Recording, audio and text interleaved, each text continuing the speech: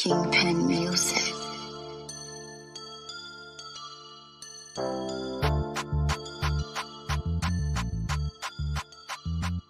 Hello everybody, welcome to the Let's Talk Under the Tree podcast. I'm here with Mr. Brandon Lampley. What's going on, man? Man, feeling good, man. Been waiting to get this show done, man. It's been a long time coming. We've talked about it, had many conversations about this topic, and I think it's something that's needed. You know, some people see it, some people don't. People might not know what it is, determine what's the name that's been given, but gonna break it down for them and, let them know what it is. And what's the name of the topic? I'm gonna let you say the name of the topic. Well, today we're talking about son husbands and, how it's affected our community. I was a son husband, and, a lot of women don't understand what they've done to their boys and how basically the boy's son takes the place of their man.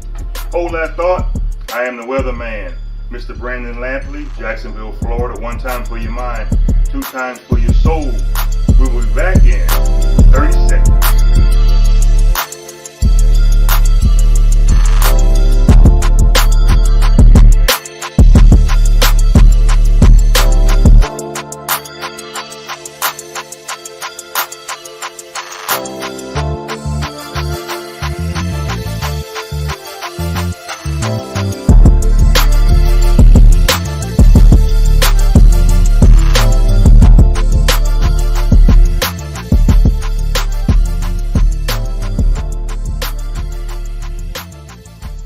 Okay, we back.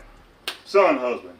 We had about 10 conversations about this topic, and from your experience, was very interesting. I didn't want to get all the details about a son husband, but you're going to help a lot of individuals. As far as young men, I would say around 29, 30 years old, maybe in their early 20s, what is a son husband?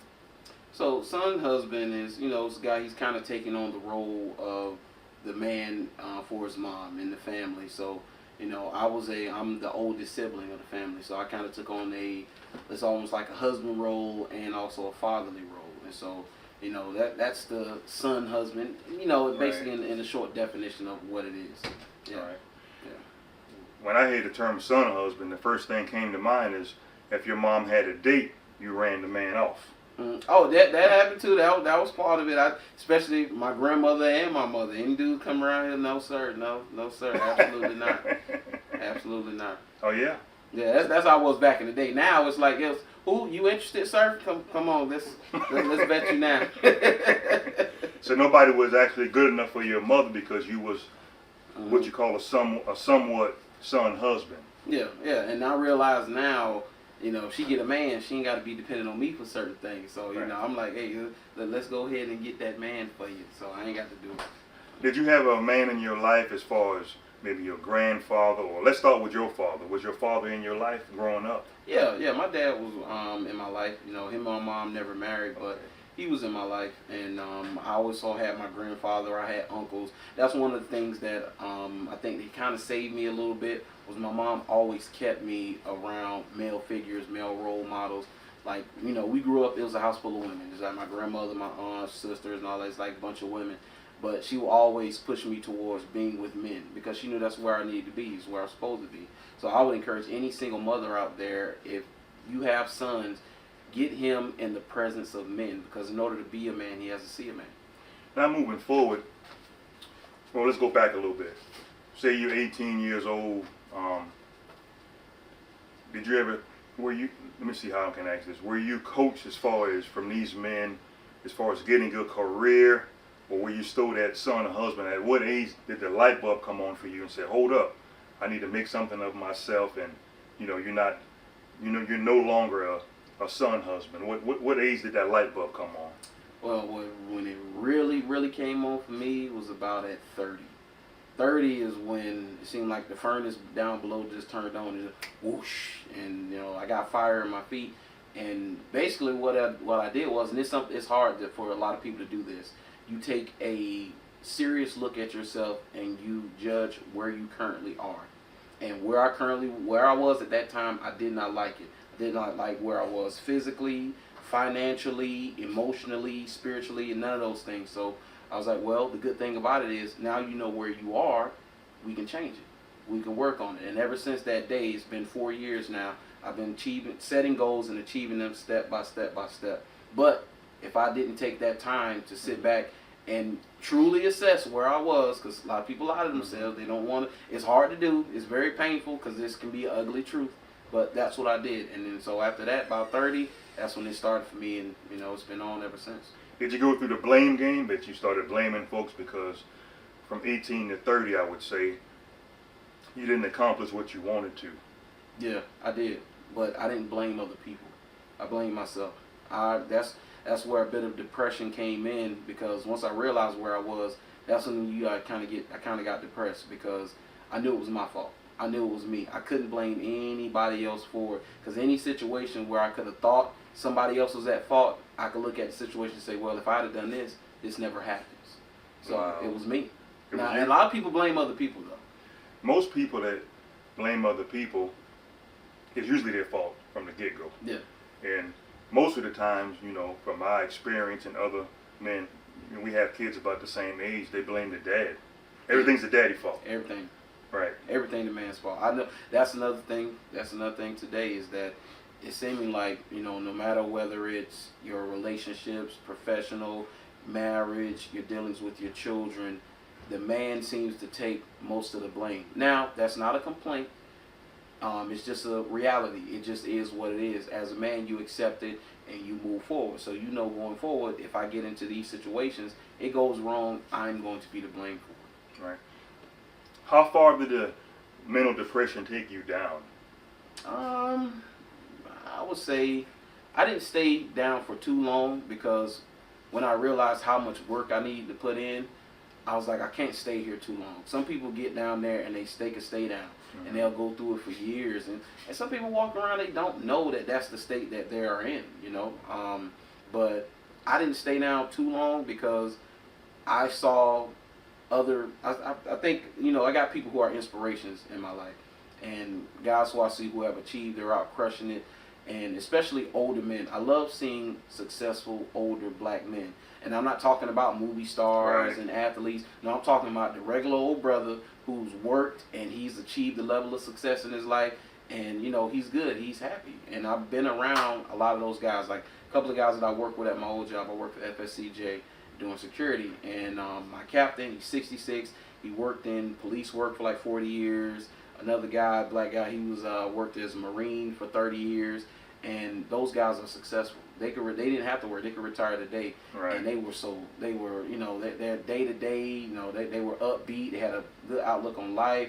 And I'm like, man, that's where I want to be. Right, there you go. Yeah. Actually, you gave me something to think about.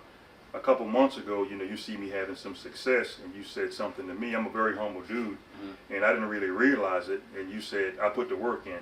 Yeah. Yes. Yeah. It's obvious. Yes. It was obvious. But a lot of people, they don't see that part, that part of me. And, you see me behind the scenes. We talk all the time, at least once or twice a week.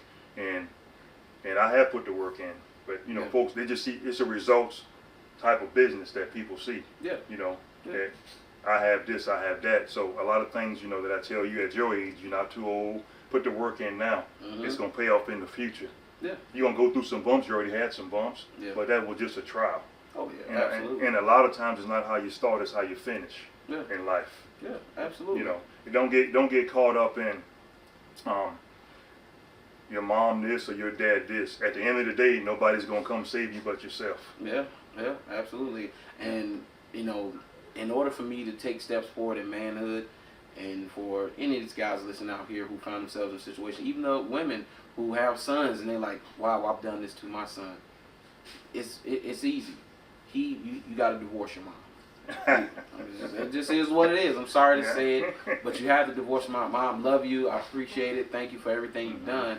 But we got to go through that separation, and you got to move away from her, and you got to go out and you got to go achieve and be that man and be that guy.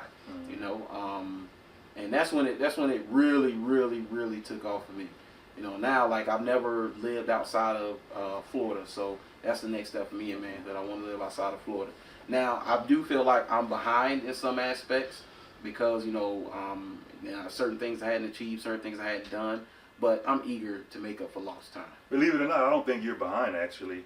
I know individuals, say, 48, 55 years old, they're just kind of starting off Yeah. right now. Yeah, and you know, and it's funny about that. I was talking with a buddy of mine, and we were talking about it, and I said, man, Steve Harvey really didn't get on to like his early 40s. Yeah. Morgan Freeman didn't really start becoming an A-list actor until his 50s. I think, unless I'm wrong, I think Steve Harvey started his radio show around 50 years old, somewhere in there, when he got on the radio, but he was in his late 40s. Actually, he was in Jacksonville, Florida, when he got the call to come to the Apollo in New York. Okay. True story. I've heard that story. It's before. true. I've heard that story. Before. Yes. Shoot, I look at guys like Stephen A. Smith. Remember where Stephen A. Smith started, and look where he is now. That's correct. It's a process. Yeah, got to play the long game. Can you admit that you was on your mom titty a little too long? Oh, absolutely. Absolutely. Getting punch drunk, man. Yeah, too long. And once you don't realize it. That's the thing. You, as a guy, you don't know, because our culture has always been centered around your mama. Like, you know, it's just what it is. Everybody know that boys and men, mama. Right. You know, you, even though you was a crack fiend mama, you was all black queen mama. It's always been mama. Right. And they've taken dads and they pretty much push dads out. Right. And that has slowed down the progress of our boys.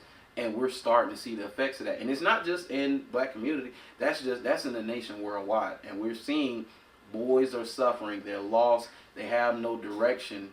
And what kids need is systems, order, and structure. And a lot of women, you know, especially if they're career women, you don't have time. Yeah. You know, you got to cook, clean, slay the dragon, come on, cook the bacon, bake it up. You won't have time to really raise your kids because you got to go provide for them. So the kids are essentially raising themselves and being raised off of social media. And we're going to see the effects of that in the coming years. Why do you think most young men have that influence of their mother so strong and they can't shake it? And a lot of times when mom and dads have problems, say the dad's not in the house, you know, sometimes the dad is successful.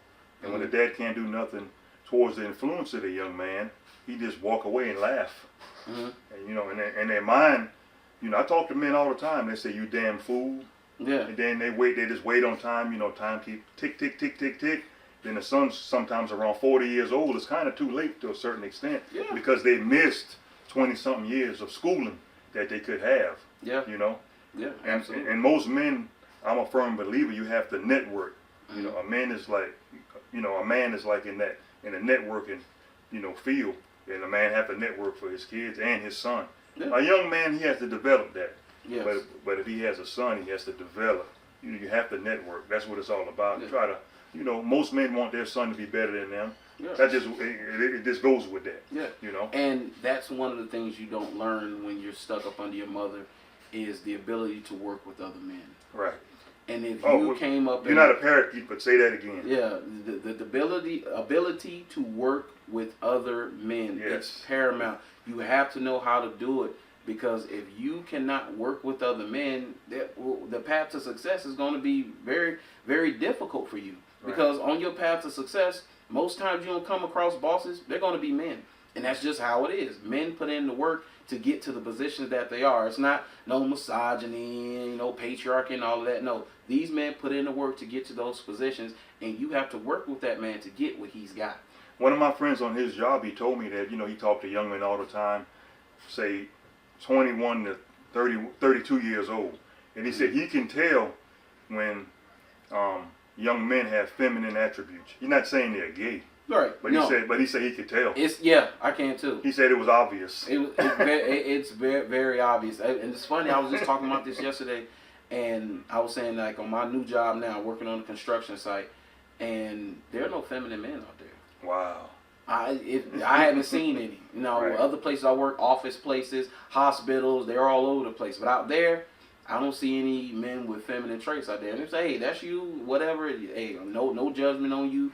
It's whatever, but those guys are not out there. But you have to learn how to work with men. And if you came up in an environment where your mother was constantly disrespectful towards your father and other men, a lot of those guys get those same tendencies and be disrespectful towards men. You're going to have a rough life. Right. Now, how old are you now? About 34? 34. So now what kind of advice can you give a 18-year-old. An 18-year-old today, Yes, young man. a young man. Well, number one, divorce your mother. Divorce your mother. You have to get from up under her, and what you need to do, figure out what you're going to do in life, like right now. You know, now's the time to get into whatever you want to get into, because my biggest regret about, you know, what I'm currently doing now is that, man, I didn't figure this out earlier. You know, the light bulb did come on. I'm glad it did. You know, I'm glad it came on when it came on. So like you say, some people don't get it till later in life. I'm glad but I wish I had this mindset I had now back at 18, where I figure out what I'm going to do, because you can always change your path and go different places in what you want to do. But you need to get tangible skills now. Figure out what you want to do as far as the skill, and learn that skill now, so you'll always have that skill, and that skill will be able to make you money. Because working dead-end jobs, you know, we're in a gig economy, so there's a lot of skills you can acquire now, a lot of things you can be able to do. So get those skills now, man. You trust me. You thank me later. Most men, especially from your generation, let's talk about this. They blow money on the most foolishness things that I've ever seen. And a young man your age said, you know, where can he get a loan? And what I told him was, I bet your clothes is worth more than what you have in the bank. Oh, yeah. Right. Yeah. Your clothes is worth more than what you have in the bank. Yeah. Right. He looked at me, I gave him a nugget with, what to think about, but I was correct. Yeah. I said, you wear a uniform Monday through Friday. You're a man. If you're going to put on a pair of jeans,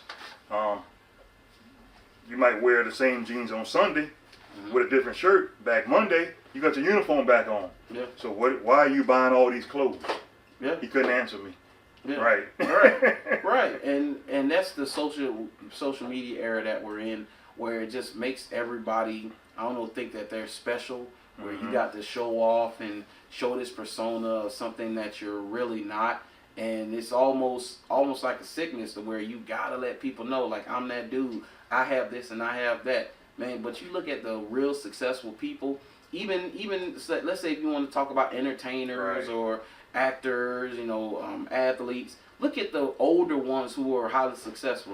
They don't look like they're worth hundreds of millions of dollars. You see how Jay-Z dressed, right? Yeah, I see how he's dressing now. Yeah. Shoot, you look at Bill Gates, you look at Bezos, you look at a lot of those guys. Shoot, even look at Michael Jordan. Like, Jordan he ain't got the Jordan down and chains and all this. No, he doesn't wear that stuff. He don't. It's guys got to get, especially guys got to get out of that, man. You don't need to show off everything, because all you're doing is you're making yourself a target. Right. That's first and foremost. You're making yourself a target, an easy target for somebody like the PNB Rock, the rapper who got killed. Right. He made himself a target. He walked around with jewelry and chains and all that stuff on. And so those guys are like, okay, well, I know where he's going to be at. And they went, tried to jack him. He resisted, and they ended up killing him. The good thing about you, brother, is, you can still do 30 years on the job. Average age, 63, 64, somewhere in there, so you still good. And that's just what it is. But, I keep going back to your generation. Would you stop smoking weed if someone offered you $32 an hour? You know where I'm going at with this. Oh, yeah. It's like it controls y'all. It's like kryptonite. Yeah. It's like they can't drop it and leave it alone and put it down. Right. It's to the point where, like, even I realize, I'm like, dude, if you can't stop this to get ahead, like, you have a problem. Right. You legit have a problem. So it's easy to just put it down and then come back to it later. Like, we tell these young guys, especially if guys who are heavy smokers, stop smoking in the morning. Don't do it. If you're going to smoke at the end of the day when you wind it down after you've already done what you need to do. I'm telling you, you're going to be more successful if you stop that whole wake and bake. At least do that. If you can't stop it, you just got to have it. Do it in the evening. Don't do it in the morning, because you're not starting out your day well. You're gonna be sluggish, unmotivated a lot of times. Some guys can operate off that, but most they can't. It's gonna make you lazy. How did your mom feel about the situation that you're not quite up under her no more? I don't know. She the way she seems, it was probably tough for her to kind of let it go. That's like any mom, any children. It's tough for her, especially her boys. The mom and the daughters, their relationships are always kind of You know, it's kind of like this. Rocky. So, you know, they all, by the time they hit 15, 16, it gets a little head bumpy, and they always going at it. So the girls already ready to get up out of Dodge. But the boys they coddle the boys. And, you know, they kind of, you know, hold them close and don't want to let them go. Right. You know, but my women, you got to let them go. Please let him go. Because one day you're going to be old, and you're going to need somebody to take care of you. And you don't want a boy who's going to turn into a man who's working to be able to take care of you. That's what I'm doing now. So when she can't work anymore, I can be able to take care of her. That's what you want. So you were like the mama, baby, papa cat. Mm-hmm. 2 years old and the baby fat. Yeah, yeah. And not only that, right. I had my brother and my sister right. who I'm 10 years older than 9 or 10 years older than my sister, and 12 years older than my little brother. So I automatically took on the counterfatherly role once my mom divorced.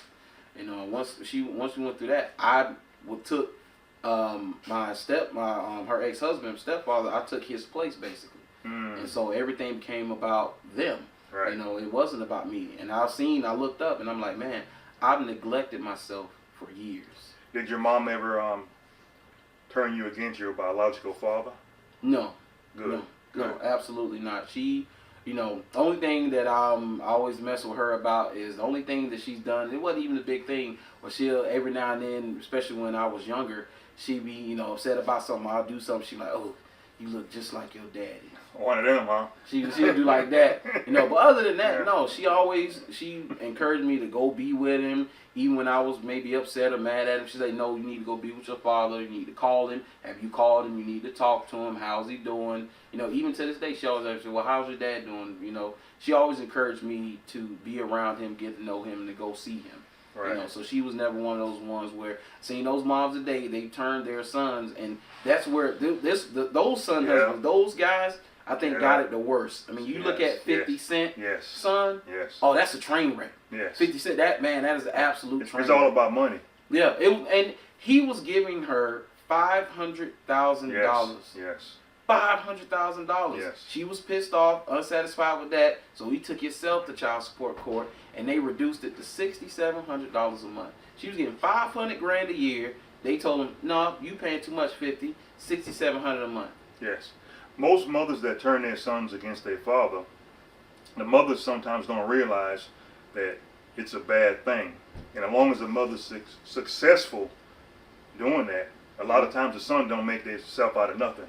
Yeah. But by the time they wake up. Yeah. But the mother's happy because she succeeded in doing it. Yeah. Not looking out for the the better, welfare of the kid. Yeah. Right. Absolutely. The son don't make nothing, just go around angry and mad. And like I said before, the dad just, walk around laughing, Yeah. And the son don't have no direction. They just mad. And they don't know why they mad. That's a son husband also. Yeah, absolutely. Right. Absolutely. And when you lose that, you lose a big part of yourself. Because you're just a carbon copy of your father. That's what you are. So you lose that guidance, you lose that wisdom, you lose that direction, especially this a man who's made some of himself, just like 50 Cent. Yeah. Look at what his son is missing out on. Look at all the ventures 50 is in right now. Yes. His son could be right up under him, ready to take over when 50 get old and gray. Yes. Yes. It's amazing, man. That is amazing. And I'm glad you're doing well, man. And we had to do this show, and you're going to help a lot of young men around your age. Oh, yeah. But you was able to wake up. Yeah. That's the main thing. Yeah. Right. Yeah. Right. And get something going on for yourself, and get a retirement, and you just finished electrical school? Yeah, absolutely. And I'll tell the young men this: there's no substitute for hard work. Yes. None. The work has to be done. Hard work beats talent when talent doesn't work hard. Right. All day long. Right. In 20 years, you'll be 54? I'll be 54. And you'll be ready. I'll be ready to go. And you'll see me looking like Jay and them, have my suit on. Hey. Because, I love sports. Right, so right. I already know at some point I'm going to get to where I want to be in the sports industry. So whether it's Stephen A. in the suit in the studio or I'm up in the booth calling games, it's going to happen. Right. What's your podcast? Podcast is True Definition of a Sports Fanatic. My name is Brandon Lampley on YouTube, Instagram, TikTok, Twitter. I do a sports show with John Reed. He's a retired sports journalist. He worked for the Jaguars. He worked for the New Orleans Pelicans, New Orleans Saints. He's been in the industry like 34 Mhm. years. He just retired, so me and him do a weekly show where we cover the Jaguars and that debacle they got going on right now. But yeah, that's my show. And then every now and then I'll do a segment called Candid Conversations, where the conversation we're having right now I'll have as well. And I have different guests sometimes, but mainly it's me and my buddy Sean Taylor, and we'll talk about things that plague men, things that's going on. Like our next show, we're gonna talk about sensitivity once again. Good. We're in a world today where up is now down, right is now wrong. And everybody's sensitive. You can't say nothing. Yeah. I feel like a dinosaur, and I'm Yeah. like, yo, I'm just 34. It's crazy. Right. I'm gonna give you your props right now on this show live. Men from my era, we really don't deal with y'all. Period. We don't like talking to y'all. Yeah. Because it is what it is. We consider y'all knuckleheads and y'all don't listen to nobody. But ever since I known you, I'm not just saying this for the camera. You was always respectful, and you always had a listening ear, to what I was saying. So I'm gonna give you your flowers while you living. So that's why I wanted to shoot the show with you. That you can make it. Manners will carry you where money won't. That's how I was raised. Yes. Manners will carry you where money won't. And just keep on pressing, and you're gonna make it. You're already making it, and you're gonna do well. Just keep on pushing, and nobody's gonna save you. You got to put the work in. Yeah. And that's just what it is. That's what it is. You're putting in the work, and just keep on pressing. You're gonna do very well. I can see big things. I'll be retired after the Lord spared my life, of course, in 20 years. So I want to see you on that TV like Stephen A. Smith. Oh, for sure. Yeah, and you could do it. In closing comments, what you got to say? Man, I would say especially the young man, even the guys around my age, man, it's never too late to start something. You can always change your vocation no matter what you're doing. I was working dead-end jobs like security and little stuff like that for the longest, and now I've completely changed my outlook and my earning potential seemingly overnight.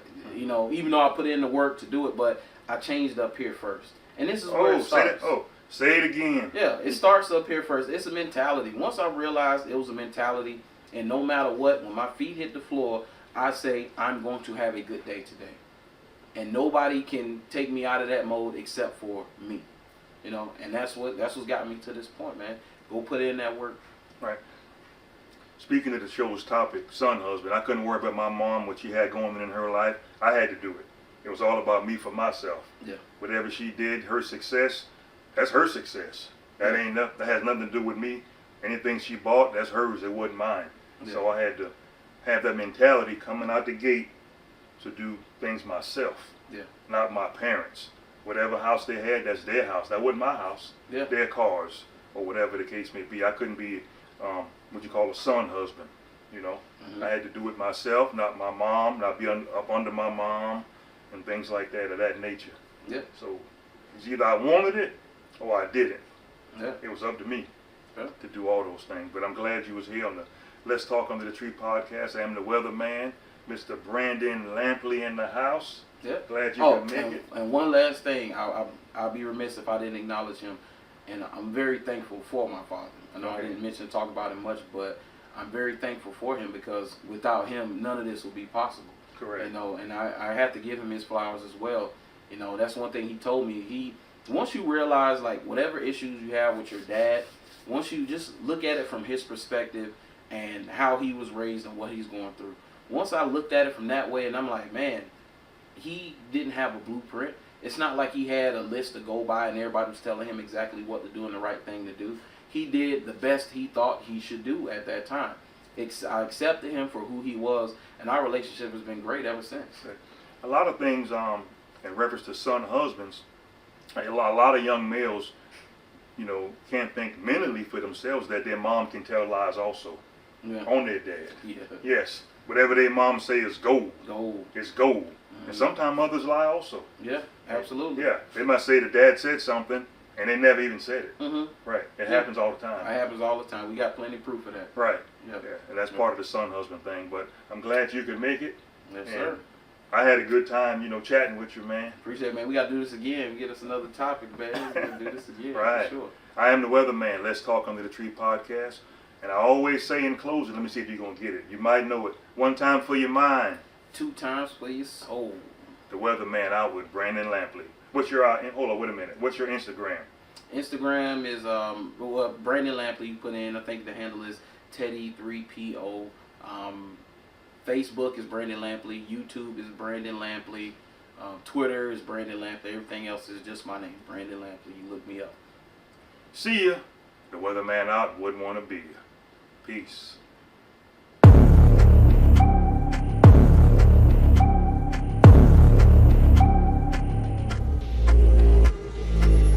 Loving Bella, loving wife, loving mother, and a loving aunt.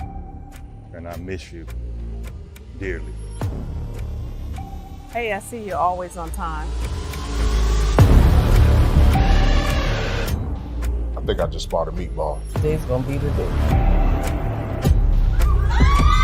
I'm gonna show him for the first time, 1 time for your mind, what it really means, and 2 times for your soul. I am going to get to the bottom of this, brother.